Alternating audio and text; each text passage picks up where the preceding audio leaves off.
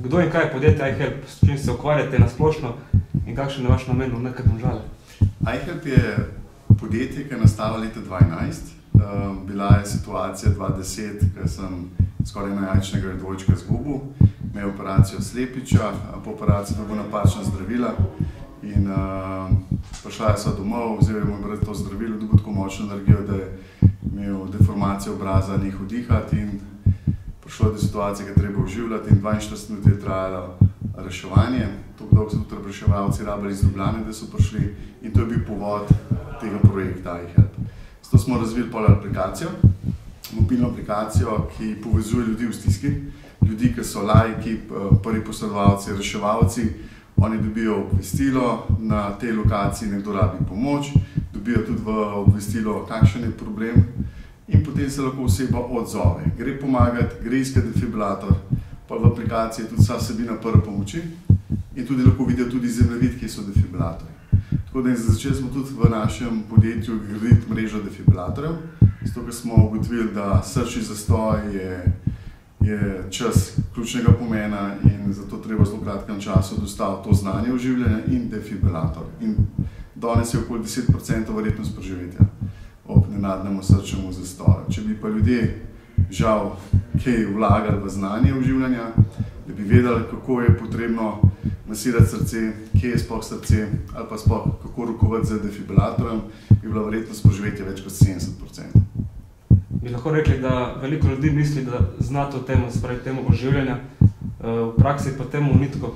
Žal je tako, res je. Bolj, ko smo starejši, bolj zgubljamo seveda to znanje. Zakaj? Zato, ker ogromno ljudi je to znanje pridobilo, ko so delali spit z avto.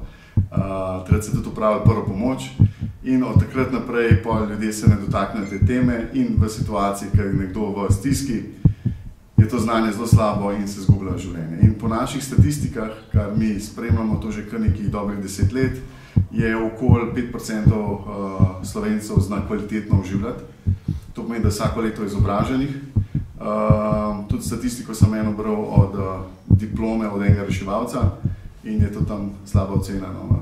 Je pa žalostno, da ni nadzakonsko urejeno, da bi vsak let mogli v osnovnih šolah, ali po srednjih šolah, ali pa vsako leto izobraževanje oživljanja v podjetjih.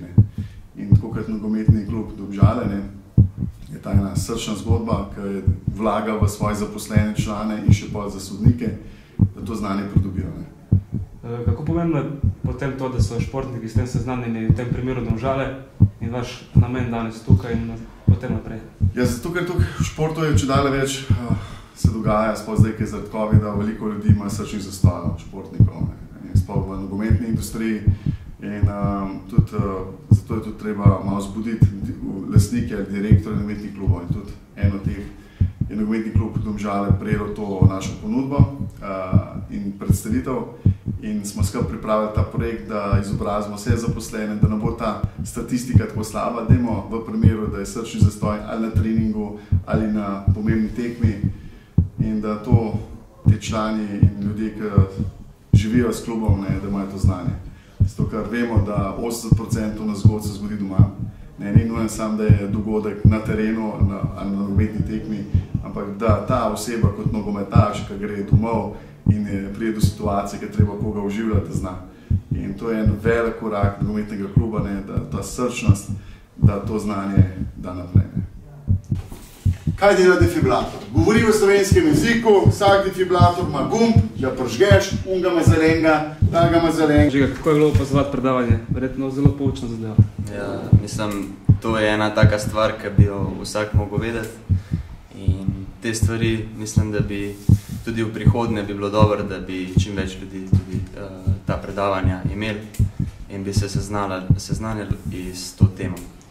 Daj si samo zadnjo pravo, kaj tazga verjetno prespitu z avto? Ja, prespitu z avto 2-3 leta nazaj, ampak človek to pozabi s časoma in je fajn, da obnoviš znanje. Stay alive, stay alive.